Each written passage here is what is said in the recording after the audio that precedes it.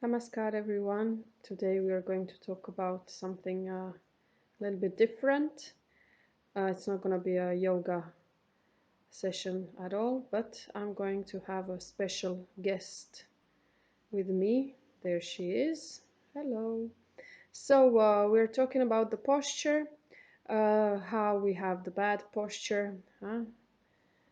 and which is, I think, majority of us.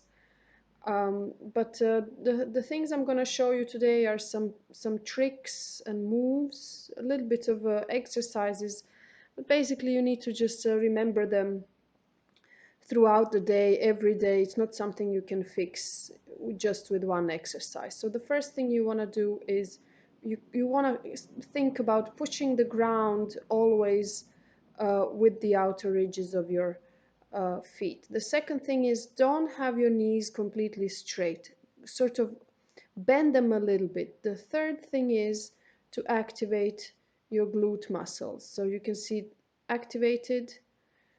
So they're gonna give you the support also for the knees. The fourth thing now is we call it you zip up. So you close the zip and you can see how the pelvis goes into the neutral position.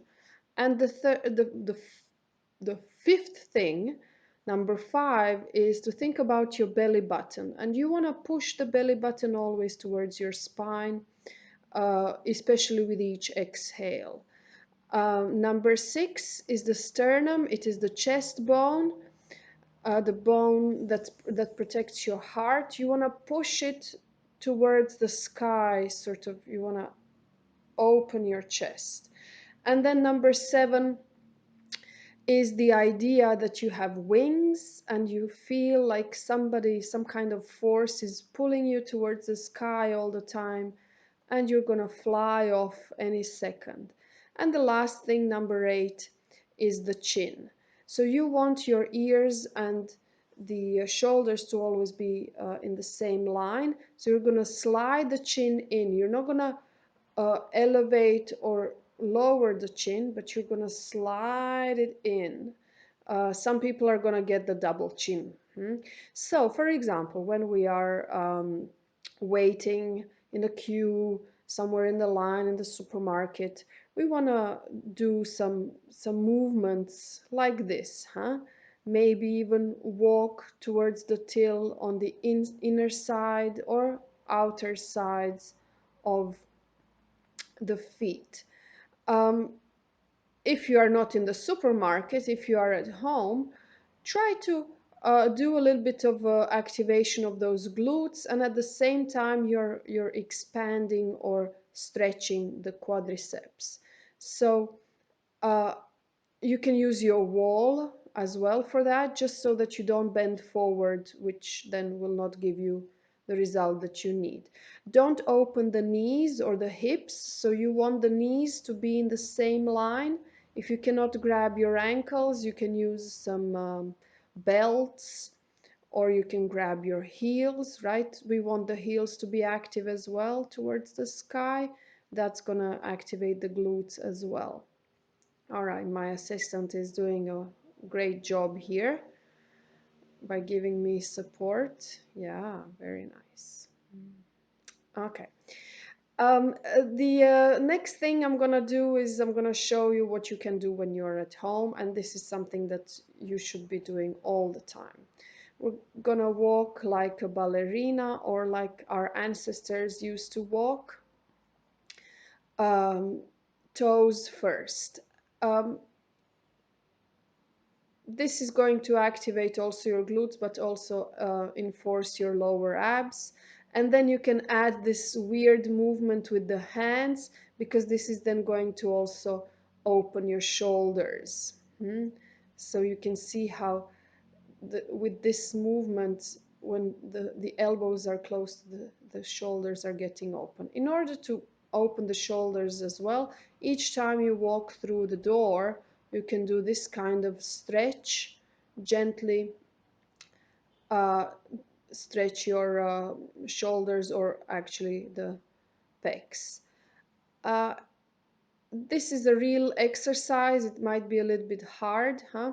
So push the intertwined fingers with the head and then resist at the same time so that the head really can work or has to work, as well as at the same time pushing the elbows outward.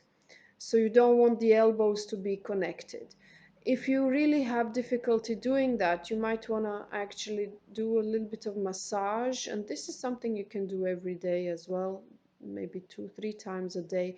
There's this triangle along the collarbone, under the armpit, and above the breasts, that you can actually give a massage to every day, in order to relax the pectoralis muscles, but also to give you a lot of space here, and not to stretch the the trapezoids, the ones on the scapula. All right, and then the last thing here is something for the PNF. It is the passive stretching with resistance that we use to strengthen the neck muscles, because they are usually um, very stretched all the time. So we want to press the head, and at the same time with the head press the palms. You can keep this pressure for 3 breaths, and then relax for 3 to 4 breaths, right? So 5 to 8 seconds is what they usually recommend, and then you do it in three stages. Sometimes maybe you can do two, right? But each time you do it, you will see that you can go a little bit lower. And of course, when you get back, intertwine the fingers and push your head forward, and a little bit of nose and a little bit of Indian node as well, just to unlock the atlas and the axis. And then say thank you to my assistant. Bye.